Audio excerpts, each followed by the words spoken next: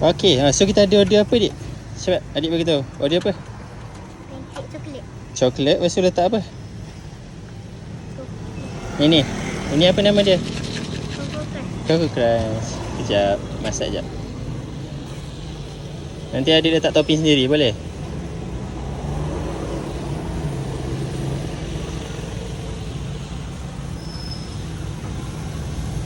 Selalu tengok dalam video je kan.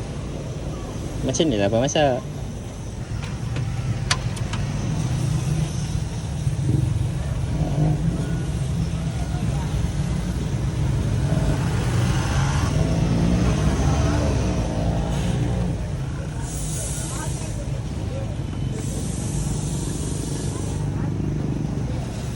Sekejap, abang letak coklat dulu.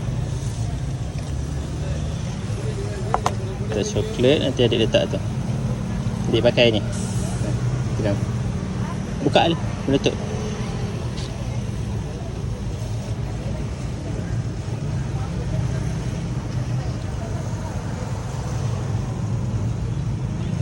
Hari ni sekolah balik pukul 6.30. Sebab ni Besok balik awal kan? Pukul 6. hari Jumaat. Okey. Dia letak. Letak banyak-banyak tak apa.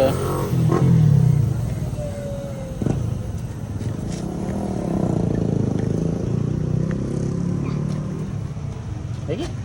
Letak lagi. Baru sikit tu. Tak banyak, biar penuh. Baru sedap makan.